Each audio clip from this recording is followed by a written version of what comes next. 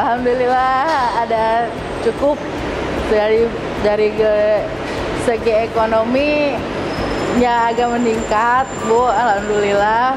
Ya sesuai misalkan ada keinginan apa bisa kebeli.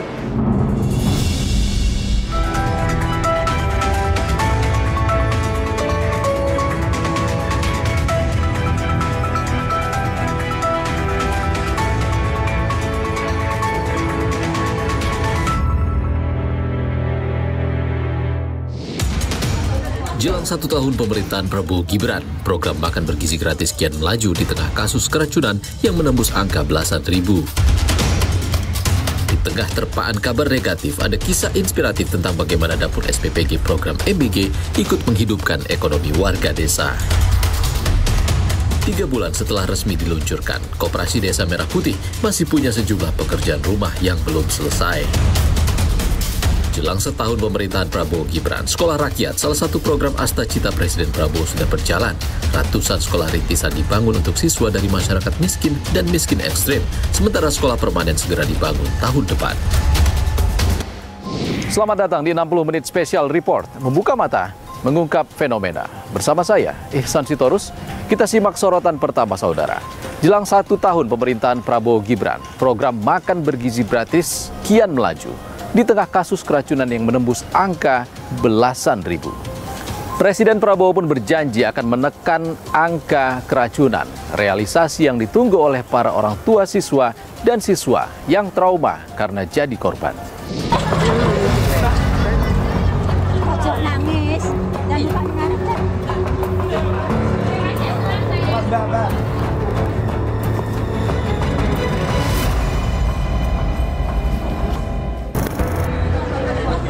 Gelombang kasus keracunan usai menyantap makan bergizi gratis atau MBG masih terus melanda.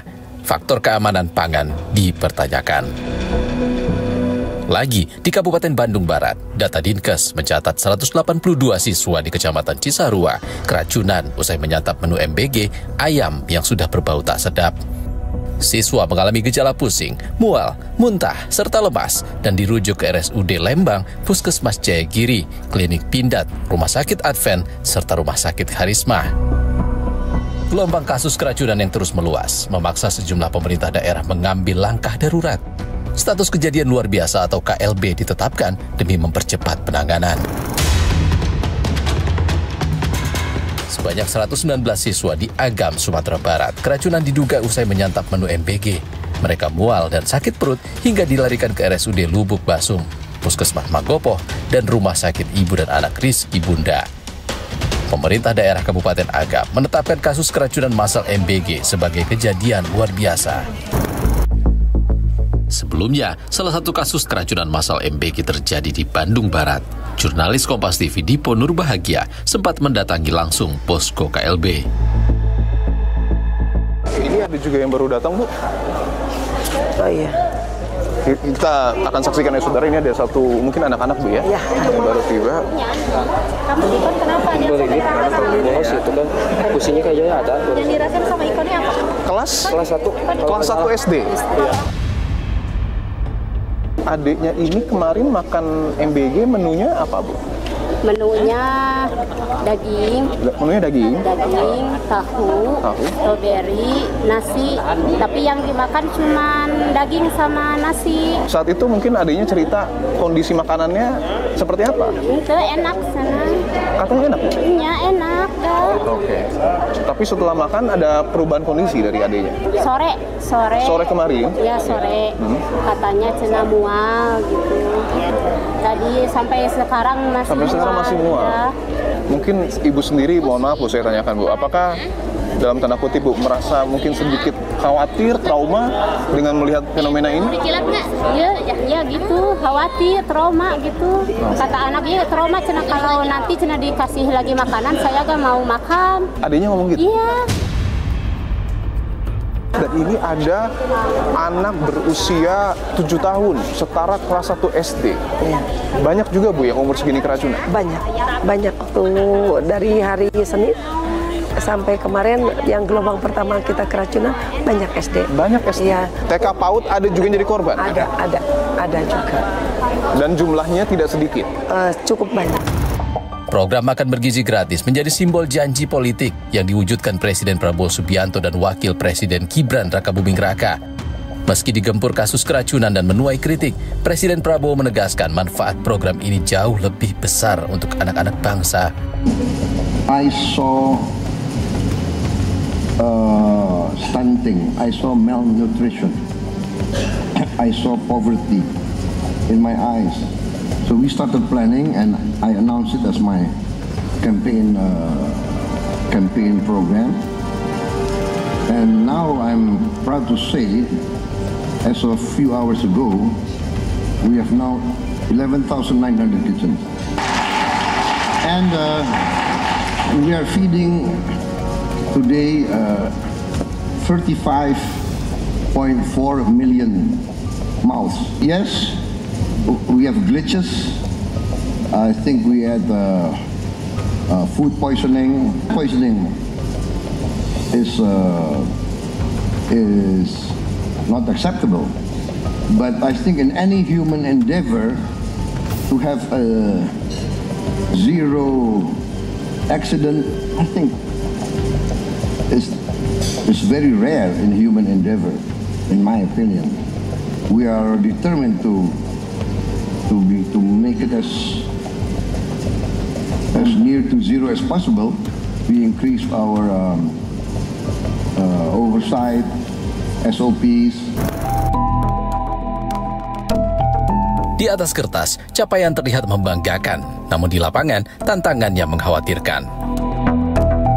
Seperti kondisi di SPPG Kelurahan Gedong, Jakarta Timur yang menjadi penyuplai MBG ke SDN 01 Gedong yang diduga menyebabkan lebih dari 20 orang siswa mengalami keracunan. Ini adalah ruang cuci alat ya. Dan seperti ini kondisinya. Bisa dilihat tray-tray yang sebelumnya mungkin digunakan untuk menaruh porsi makanan MBG juga masih ada di sini. Ini beberapa peralatan yang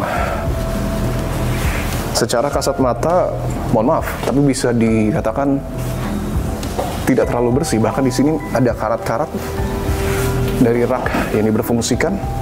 Saya akan coba lihat lagi apakah ini jadi saluran pencucian air. Sekali lagi saya harus pastikan, tapi bisa dilihat ya banyak beberapa alat di sini yang saya perhatikan berkarat. Salah satunya ini, saudara. Apakah kemudian karat itu ya bisa dilihat cukup tebal ya. Saya akan coba masuk, saudara, ke kitchen area ya. Tadi saya sudah meminta izin kepada pihak pengamanan dan memang diizinkan. Dan ini dapurnya. Saya akan tunjukkan, saudara. Ini salah satu alat memasak yang ada di sini, dan kondisinya bisa ditunjukkan ya. Banyak noda hitam di dalam. Kini pemerintah perketat standar pengawasan. Setiap SPPG harus memiliki sertifikat layak higienitas, sanitasi atau SLHS untuk memastikan SPPG memenuhi standar kebersihan, sanitasi dan pengelolaan pangan yang aman bagi masyarakat. Hazard Analysis and Critical Control Point atau HACCP, yakni sistem keamanan pangan guna mengidentifikasi bahaya dan menjaga standar kualitas sejak bahan mentah hingga makanan siap disajikan. Selain itu, SPPG juga harus memiliki sertifikat halal dan rekognisi dari BPOM. Kepala Badan Gizi Nasional Dadan Hindayana menyebut SPPG kini juga harus didampingi juru masak bersertifikat. Seluruh SPPG yang baru sekarang akan didampingi oleh juru masak yang bersertifikat selama minimal 5 hari agar mereka memahami critical control point pada masing-masing tahap proses penyiapan makanan mulai. Kemudian pada setiap SPPG kita akan tempatkan rapid test untuk menguji kualitas bahan baku dan juga hasil makanan yang dihasilkan sebelum dibagikan kepada para siswa. Menyikapi maraknya keracunan dan buruknya pengawasan, Koalisi Masyarakat Sipil meluncurkan platform MBG Watch sebagai kanal pengaduan publik. Dalam sepekan, terhitung 5 hingga 12 Oktober, sudah ada 109 laporan yang masuk dari sejumlah daerah. Yang paling banyak itu kita terima berkaitan dengan kualitas gizi yang tidak memadai, kontaminasi, termasuk juga keracunan. Beberapa laporan juga berkaitan dengan manajemen dapur yang buruk, termasuk juga penyelewengan ya Mas, tata kelola dari dapur itu. Dan saya juga agak kaget karena baru beberapa hari dan platform ini belum diketahui banyak orang, tapi sudah 51 laporan yang masuk. Dan kalau ini terus bertambah, saya kira ini perlu jadi catatan penting untuk perbaikan program makan bergizi gratis ini. Gelombang keracunan membuat para orang tua bertanya, seberapa kuat komitmen pemerintah menjaga makanan untuk anak-anaknya? Tanpa perbaikan yang nyata, program makan bergizi gratis hanya akan meninggalkan trauma yang seharusnya menjadi harapan masa depan anak bangsa. Di tengah terpaan kabar negatif, ada kisah inspiratif bagaimana dapur SPPG program MBG ikut menghidupkan ekonomi warga desa. Selengkapnya usai jeda. Alhamdulillah ada cukup dari segi ekonomi ya agak meningkat, Bu. Alhamdulillah ya sesuai, misalkan ada keinginan apa bisa kebeli.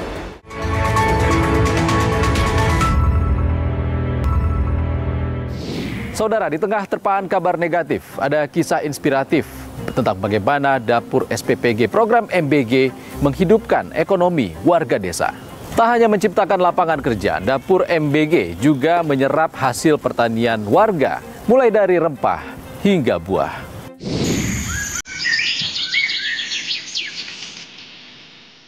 Selamat datang di Sentra Pemberdayaan Pangan Gizi SPPG Tenjo Layar, Cigasong, Majalengka, Jawa Barat. Dari dapur inilah 4.000 porsi makanan bergizi disiapkan untuk anak sekolah, ibu hamil, dan balita penerima manfaat. Di balik sibuknya dapur SPPG Tenjo Layar memasak masakan sehat bergizi, ada kisah tentang bagaimana SPPG ini ikut menghidupkan ekonomi warga desa.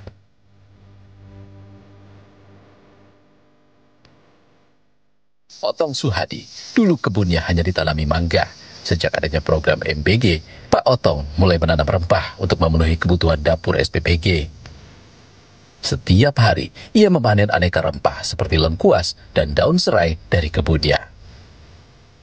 Di sini kan saya fokusnya di mangga, cuma memanfaatkan lahan, saya menanam rempah-rempah, ada lengkuas, ada serai, ada salam, terus kunyit. Ya awalnya kan istilahnya untuk dapur MBG kan di sana temen lah, kenal dengan saya, tahu mereka itu saya ada rempah-rempah, saya ngajak saya untuk bekerja sama, Bu. Selain menanami kebunnya, Otong juga mengajak warga sekitar untuk menanam rempah di pekarangan. Ya untuk itu ya perubahannya 50% ada. Ini juga masukin rempah-rempah ke dapur MBG, itu tidak semua dari hasil keperkebunan saya. Saya isinya mau memanfaatkan warga sekitar yang mempunyai rempah-rempah, misalnya di depan rumah atau di pekarangan, ya saya ajak kerjasama untuk sama-sama ya mencari rezeki lah. Ada program MBG, sama-sama nanam rempah.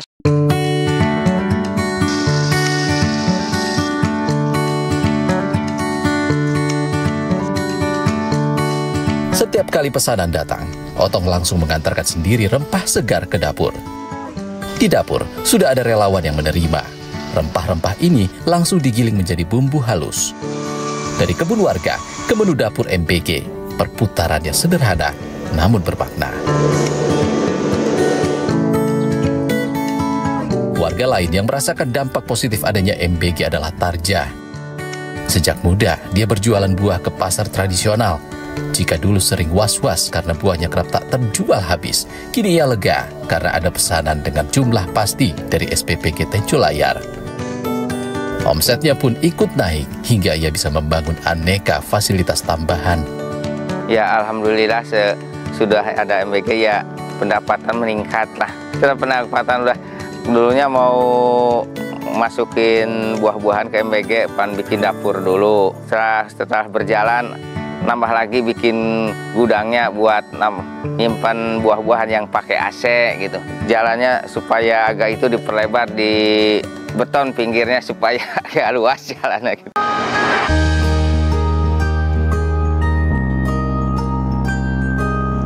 Malam ini Tarja mengantar pesanan stroberi yang langsung ia pesan dari kebun di Ciwidey. Sementara itu, di bagian lain, para relawan sudah sibuk menyiapkan bahan masakan. Ada 47 relawan yang bekerja bergantian setiap hari. Semuanya berasal dari desa Tenjolayar.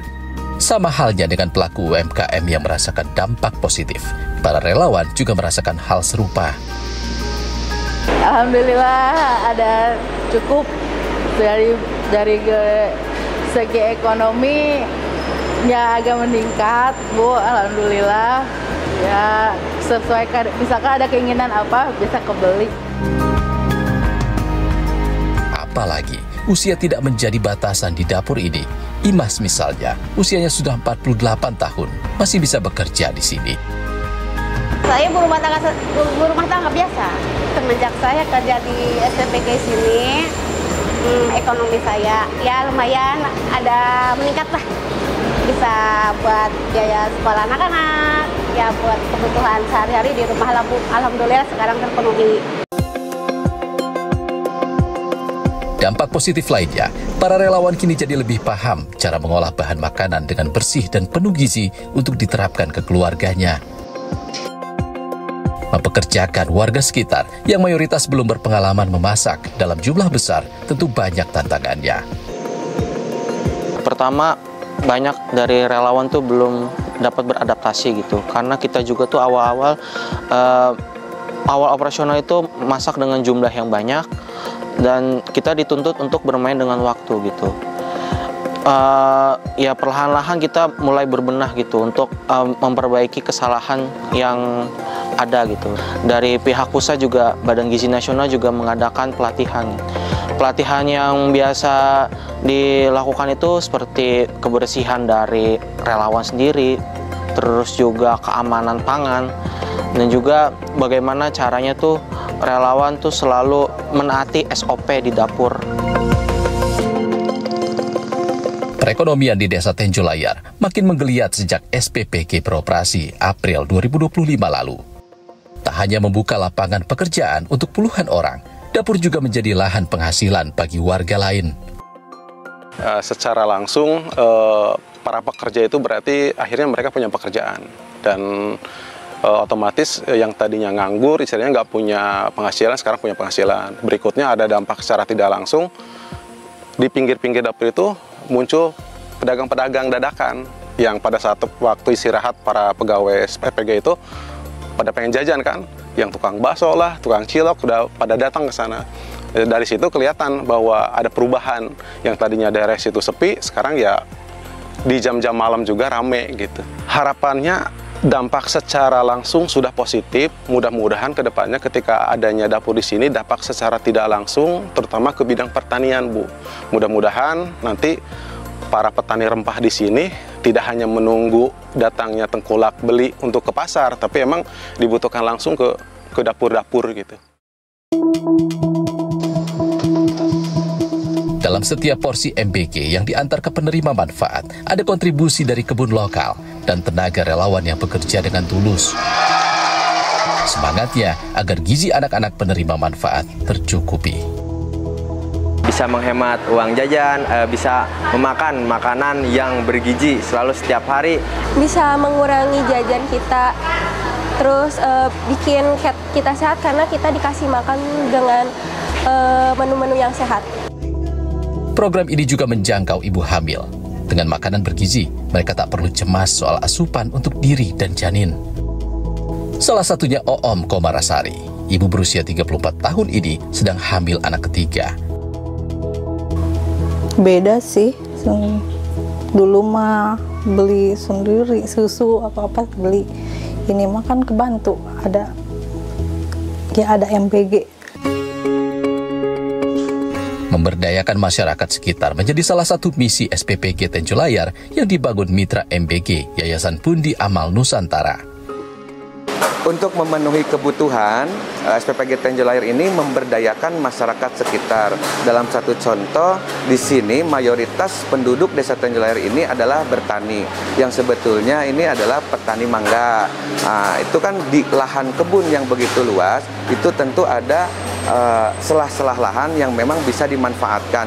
Kami mengedukasi, kami memberikan pengarahan kepada masyarakat supaya bisa bercocok tanam seperti halnya rempah-rempah. Dan sekarang sudah dibuktikan dan sudah diterapkan juga kita memasok ataupun meminta bahan terutama rempah-rempah itu dari penduduk sekitar. Keberadaan SPPG punya potensi besar mendorong ekonomi warga sekitar. Peneliti dari Center of Reform on Economics CORE, Eliza Mardian, menyebut dampak ekonomi bisa makin diperluas jika SPPG juga berkolaborasi dengan dapur-dapur milik UMKM. Memang saat ini SPPG dengan model sentralisasi ada manfaatnya. Ada benefitnya untuk masyarakat karena menyerap tenaga kerja dan juga memberikan kepastian pasar kepada beberapa petani di sana. Tapi kan itu tidak semua bisa ikut serta. UMKM tidak bisa dilibatkan. Catering sekolah yang sudah eksis, mereka harus diganti oleh SPPG gitu. Nah, jadi agar tidak terjadi hal-hal yang seperti ini, pemerintah harus membuat model lain, alternatif model, di mana ini melibatkan banyak pihak, lebih inklusif, dan multiplier efeknya akan lebih luas. Dengan model desentralisasi dapur, entah itu memanfaatkan dapur UMKM, atau misalkan dapur milik sekolah yang sudah existing. Dengan adanya kolaborasi dengan dapur-dapur UMKM, diharapkan tidak hanya memberi manfaat kepada penerima MBG, tapi juga menggerakkan usaha lokal sehingga tercipta rantai ekonomi yang saling menguatkan dan berkelanjutan.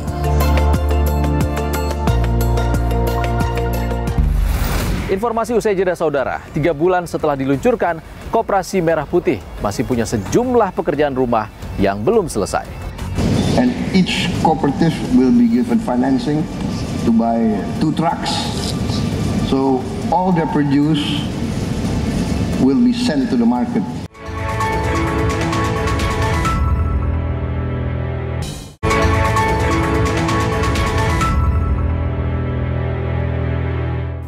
Saudara, 3 bulan setelah diluncurkan, program Koperasi Merah Putih masih punya sejumlah pekerjaan rumah yang belum selesai.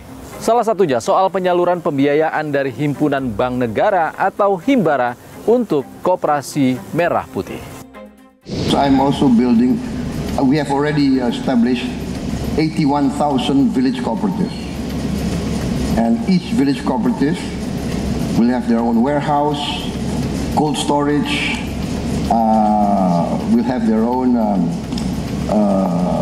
mini supermarket, their own village drugstore, village clinic, etc., etc., etc. And each cooperative will be given financing to buy 2 trucks. So all they produce will be sent to the market, and there will be no more stories of, "Sir, our harvest is rotting, nobody's coming, da da da da da." Yeah, so I think this is going to be an exciting time for Indonesia.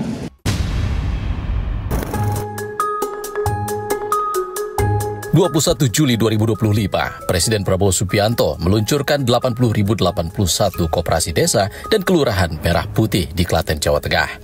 Peluncuran ini menandai dimulainya gerakan nasional untuk memperkuat ekonomi rakyat sesuai dengan asta cita pemerintahan Prabowo Gibran. Koperasi Merah Putih yang menyediakan berbagai layanan mulai dari gerai sembako, simpan pinjam, hingga penyediaan alat-alat sesuai potensi desa dipercaya dapat perkuat ekonomi desa dengan berdayakan masyarakat melalui usaha bersama. Namun, pembangunan Koperasi Merah Putih hingga kini masih jadi pekerjaan rumah yang belum selesai. Sanan Setiabudi, Ketua Koperasi Merah Putih kawasan Desa Pete, Tiga Raksa, Tangerang yang baru berdiri 10 Mei lalu, mengungkap fakta di balik gerai koperasi desa. Terkendala kesiapan syarat administrasi kerjasama, Sanan Setiabudi mengaku sulit mendapat barang dari distributor BUMN maupun BUMD. Bahkan, belanja bahan untuk stok koperasi terpaksa dari agen di sekitar desa, sehingga keuntungan yang didapat hanya sekadar untuk mengisi kas koperasi. Ya, karena memang saat ini kami mendapatkan barang bukan dari produsen atau misalnya distributor, kami sementara ini belanja dari agen kecil sehingga harga yang kami dapatkan itu memang sudah lumayan agak tinggi ya. Alhamdulillah saat ini kami sudah memiliki akta notaris, namun ada administrasi yang belum terpenuhi untuk melakukan kerjasama dengan perusahaan-perusahaan sesuai dengan arahan pemerintah, diantaranya yaitu NPWP dan NIB. Kami saat ini belum punya. Meski dapat bantuan sewa gedung dan dukungan dari perangkat desa, awal berdiri Koperasi Merah Putih di Desa Pete hanya mengandalkan dari simpanan pokok dan wajib dari 82 anggota koperasi. Sampai dengan hari ini anggota kami sudah tercatat 82. Rutin setiap bulan adalah simpanan wajib sebesar Rp10.000. Karena kembali kepada prinsip koperasi bahwa penentuan simpanan pokok dan wajib itu adalah hasil kesepakatan musyawarah dari anggota. Jadi pada saat pembentukan kemudian ditindaklanjuti dengan rapat musyawarah penentuan simpanan wajib dan pokok, itulah angka yang keluar yang disepakati. Abdul Hakim, salah satu anggota Koperasi Merah Putih di Desa Pete mengaku antusias mendaftar sejak awal. Selain bisa menabung, Hakim kerap membeli sembako dari gerai koperasi ini karena dinilai lebih murah dari warung sekitar rumahnya. Saya ikut anggota ini dari awal. Setelah saya dapat informasi dari RT, saya langsung daftar. Suka beli karena harganya lumayan murah. Saya yang suka beli yang utama seperti minyak sayur, kadang-kadang air gitu. Hakim berharap Koperasi Desa Merah Putih dapat menjalani mekanisme simpan pinjam yang saling menguntungkan. Namun sayang, Koperasi Merah Putih di Desa Pete ini belum bisa menjalankan pinjaman untuk anggotanya. Kurangnya modal menjadi faktor utama, sementara bantuan berupa pinjaman dari Bank Himbara belum bisa dicairkan oleh koperasi.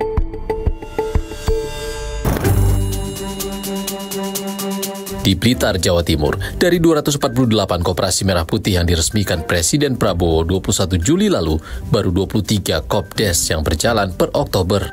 Menanggapi keluhan kurangnya modal untuk membuka gerai usaha Koperasi Desa Merah Putih di berbagai daerah, pemerintah resmi menaikkan surat keputusan bersama atau SKB untuk mempercepat pembangunan gerai dan gudang Koperasi Desa Merah Putih dengan menunjuk BPI Danantara sebagai pengelola pembiayaan dengan plafon Rp3 miliar per satu koperasi desa. Penandatanganan SKB dilakukan oleh Menteri Koperasi, Menteri Dalam Negeri, Menteri Desa dan Pembangunan Daerah Tertinggal, Menteri Keuangan, Kepala Badan Pengatur BUMN, dan Kepala BPI Danantara. Sebelumnya, Menteri Koperasi Ferry Juliantono menyebut pembentukan Koperasi Desa Merah Putih tidak mesti bergantung pada Himbara. Tapi selain Himbara kan juga ada bank daerah, ada lembaga keuangan yang lainnya yang bisa membantu juga koperasi desa. Jadi menurut saya plafonnya disediakan oleh pemerintah 3 miliar, tapi tergantung besaran proposal.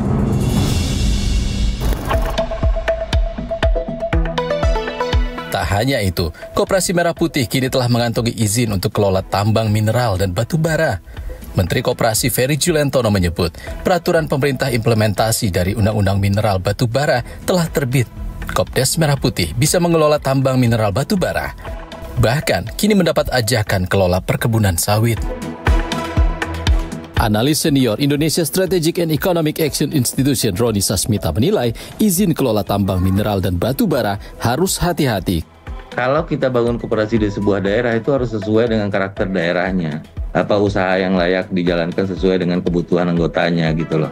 Kalau anggotanya di situ tuh lebih butuh kebutuhan konsumtif, dia butuh pinjaman konsumtif, misalnya simpan pinjam itu bisa untuk usaha ini. Kalau di daerah itu tambangnya dia jalankan tambang, tapi kan ya ini agak lucu kalau tambang itu masuk koperasi, menurut saya agak lucu memang gitu. Jadi ini konsepnya lebih ke arah mining populism. Jadi sebuah kebijakan populis untuk sektor pertambangan yang justru untuk memperbanyak dan memperluas dukungan politik aja. Secara logisnya dari awal saya katakan tadi, saya menerima kalau mengelola perkebunan karena udah biasa. Cuma pertanyaannya selama ini koperasi yang mengelola perkebunan dia punya lahan. Nah kalau dia punya lahan dimasukkan modal masuk akal loh, dia punya kolateral kan lahan, dia punya lahan jaminan gitu. Sekarang koperasi Nah, yang belum terjawab dikasih modal buat perkebunan. Lahannya mana? Pembentukan koperasi di Indonesia punya sejarah panjang. Tahun 1886, Raden Arya Wiraatmaja, seorang patih di Purwokerto, mendirikan bank simpan pinjam cikal bakal koperasi dengan tujuan membantu masyarakat yang terjerat utang lintah darat. Di era Bapak Koperasi Muhammad Hatta, koperasi jadi tulang punggung penggerak ekonomi lokal dengan semangat gotong royong dan kekeluargaan. Koperasi di Indonesia pernah memiliki pengalaman buruk pada era Orde Baru. Kegagalan koperasi unit desa atau KUD karena tata kelola yang buruk, mulai dari pemilihan pengurus hingga pembiayaan. Presiden Prabowo bahkan pernah menyinggung KUD yang pernah diplesetkan menjadi ketua untung duluan. Dulu ada plesetan. Dulu waktu Orde Baru juga dibentuk KUD. Tapi akhirnya diplesetin. KUD singkatan Ketua Untung Duluan. Dan ini tidak boleh terjadi. Kini, masyarakat menanti wujud perubahan ekonomi kerakyatan yang hadir melalui Koperasi Merah Putih. Pengawasan pun harus ditegakkan, jangan sampai sejarah buruk kembali terulang. Kabar menyejukkan lainnya, saudara. Setahun jelang pemerintahan Prabowo Gibran, ratusan sekolah rakyat rintisan sudah beroperasi untuk masyarakat miskin hingga miskin ekstrim. Selengkapnya usai jeda. Basic life skill-nya itu mereka punya gitu. Jadi mereka merapihkan tempat tidur sendiri, mencuci tempat bekas makan mereka sendiri, mencuci baju sendiri. Nanti juga mereka menyetrika sendiri gitu.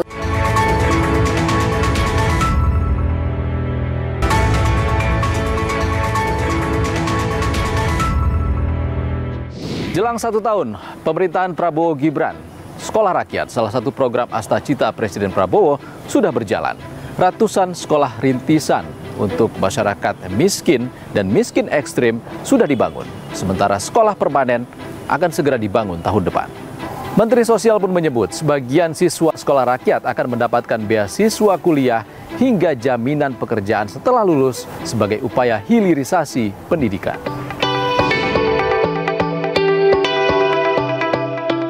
Sekolah Rakyat, salah satu program andalan Presiden Prabowo dalam mengintegrasikan pendidikan, bantuan sosial, dan pemberdayaan ekonomi keluarga secara terpadu untuk menghadirkan harapan baru bagi keluarga prasejahtera agar mandiri. Sudah ada 165 titik sekolah rakyat di seluruh Indonesia yang dikelola Kementerian Sosial sebagai bagian dari program strategis nasional mengentaskan kemiskinan.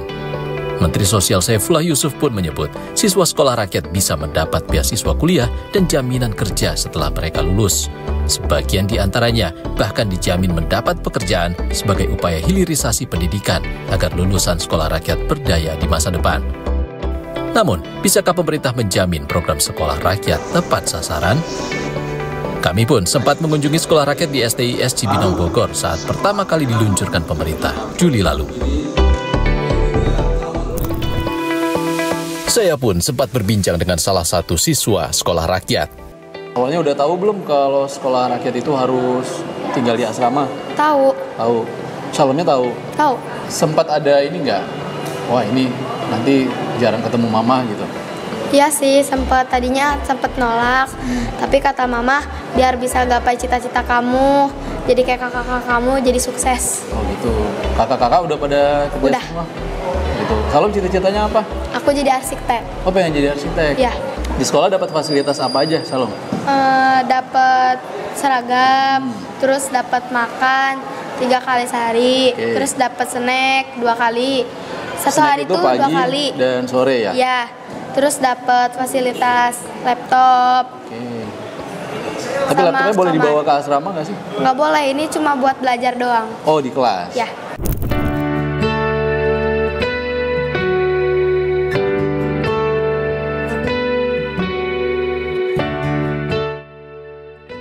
Kita udah ada di kamar 3 Asrama Putra Sekolah Rakyat STIS Cibinong Kabupaten Bogor. Kita lihat apa yang ada di dalam Asrama Putra. Di sini disediakan meja belajar, 1 meja untuk 1 siswa, dan juga bunk bed ataupun kasur tingkat untuk 2 tingkat untuk kamar ini. Seluas sekitar 3 kali 5 meter atau 15 meter persegi. Ada 6 tempat tidur di sini. Jadi ada kapasitasnya itu ada 6 orang dan masing-masing punya 1 meja belajar dan juga 1 lemari untuk kebutuhan mereka seperti pakaian dan juga barang-barang pribadi yang diperuntukkan untuk 2 siswa. 1 lemari 2 siswa. Kita masuk, kita lihat. Guys, punten. Siapa namanya? Syarif Ramadan. Syarif, sorry kita ganggu, ini lagi istirahat ya. Nggak apa-apa ya? Enggak. Tadi kata kepala sekolah, saya tadi ngobrol sama kepala sekolahnya, itu nanti siswa-siswa nyuci sendiri. Itu gimana? Nyuci baju sendiri loh. Harus mandiri berarti. Berarti nyuci baju sendiri? Iya. Selama ini nyuci baju siapa? Mama. Oh gitu? Iya. Berarti mulai hari besok sepertinya harus nyuci sendiri, gimana? Enggak terlalu bisa nyuci. Belajar dulu nggak? Iya. Iya, belajar dulu. Tapi siap dong? Siap. Siap, karena kan di sini nanti bukan cuma diajari akademik aja, tapi kamu diajari juga skill-skill dalam kehidupan.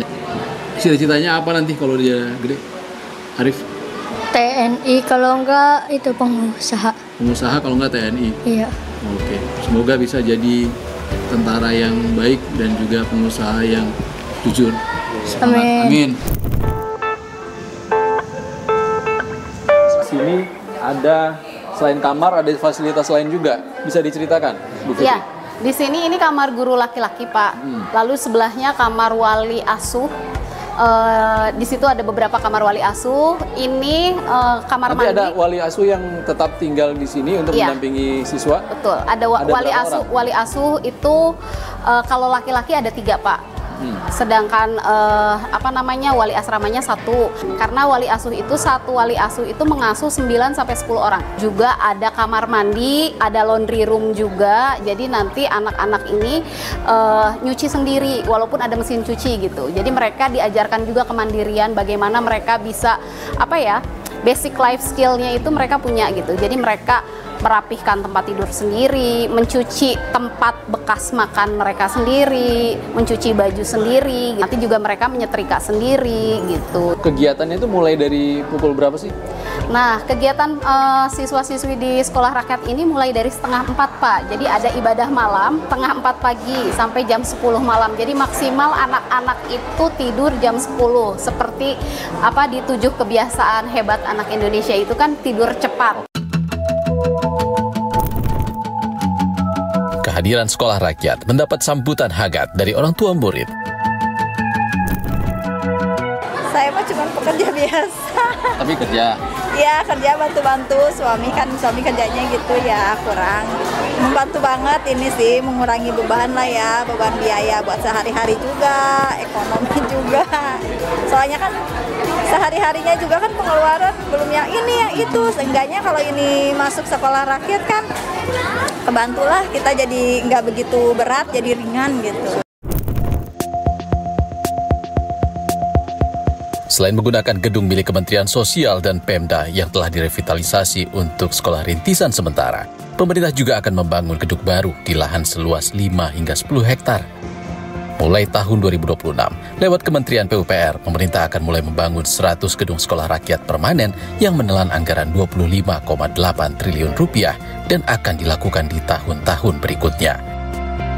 Kami pun berbincang dengan Wakil Menteri Sosial Agus Jabo Priyono mengenai kesiapan Kementerian Sosial menjalankan program sekolah berasrama yang operasionalnya diperkirakan menelan biaya hingga 48 juta rupiah per siswa untuk 1 tahun. Kita lihat fasilitas lengkap, laptop. Ya, ada ini TV digital. Disediakan untuk anak, anak satu siswa satu untuk kebutuhan mereka belajar. Ya. Untuk alat belajarnya segala macam kita sudah base-nya digital, gitu, digital. Karena kemudian juga kita untuk melihat bakat ataupun keinginan anak-anak ini seperti apa, kita juga melakukan namanya talent mapping. Misalkan namanya siapa? Salom ini ternyata begitu mengisi modul yang ada di talent mapping itu ketahuan nanti kemampuannya seperti apa gitu loh, ya kan? Terus cocoknya nanti kalau berprofesi seperti apa itu ketahuan gitu loh. Yang menjadi siswa di sekolah rakyat itu sudah termapping. Oke, Pak, boleh kita sambil duduk bareng sama anak-anak? sektor pendidikan menurut ICW itu tidak pernah lepas dari top 5 sektor yang menjadi ladang korupsi. Bahkan kita sama-sama mengakui kalau Kementerian Sosial punya sejarah juga jejak kasus-kasus korupsi. Komitmen Kementerian Sosial untuk menjaga program sekolah rakyat ini bebas dari korupsi. Sejak kita diperintah oleh Pak Presiden untuk menyelenggarakan sekolah rakyat ini bersama kementerian-kementerian yang lain, kita sudah terbuka. Ya, kita sudah terbuka dan kita sudah punya konsep bahwa ini harus diawasi, baik secara internal maupun secara eksternal gitu loh. Secara internal tentunya kita ada inspektorat, ya kan, ada BPKP dan lain-lain. Secara eksternal gitu loh, itu ada DPR, ada masyarakat, ada NGO. Dan dalam posisi ini Kemensos komited bahwa semua yang ada di sekolah rakyat itu akan kita buka, akan transparan dan akuntabel. Jadi nggak usah khawatir ya, nggak usah khawatir. Masyarakat tidak perlu khawatir? Nggak usah khawatir ya. Terima kasih Pak Agus. Keberadaan sekolah rakyat patut didukung, namun targetnya tentu harus tepat sasaran. Mas Doni, sekolah rakyat program pemerintah untuk anak-anak miskin hingga miskin ekstrim ini sudah berjalan tahap pertama. Menurut Anda ini langkah tepat nggak sebenarnya? Kalau saya melihat bahwa target sasarannya itu adalah untuk anak-anak miskin dan ekstrim miskin yang benar-benar ya, kebijakan ini menurut saya sangat tepat. Mengapa? Karena kalau anak-anak ini masuk di sekolah reguler, itu pasti dia tidak akan bisa belajar dengan baik. Karena dalam gambaran saya yang miskin dan miskin ekstrim atau status sosial ekonomi yang paling bawah di desil 1-2, saya sebagai orang yang bayar pajak, saya rela kok misalkan nih anak-anak yang keluarga miskin ekstrim itu disekolahkan di asrama, dibayar 60 juta per tahun, saya rela. Tapi benar-benar anak-anak itu yang mendapatkan manfaat, bukan anak-anak dari keluarga yang sudah cukup mampu karena melihat ini sekolah bagus, dapat sarana prasarana bagus, dapat makan bergizi bagus, ada sarana internet, dapat laptop, lalu mereka kemudian berusaha untuk masuk ke sana dengan cara mungkin kong kali kong dengan orang-orang Kemensos. Saya rasa ini nggak bisa diterima. Maka transparansi, akuntabilitas, pertanggungjawaban publik harus jelas karena dananya sangat besar. Memperbaiki sistem dan menjamin pendidikan dasar jadi salah satu upaya memutus rantai kemiskinan ekstrim di Indonesia. Namun butuh komitmen pemerintah dan masyarakat, jangan sampai program sekolah rakyat justru tak tepat sasaran dan menimbulkan kesenjangan kualitas antar sekolah. Kabar tadi sekaligus menjadi penutup perjumpaan kita di 60 menit Special Report edisi kali ini. Saya Ihsan Sitorus pamit. Sehat selalu. Sampai jumpa.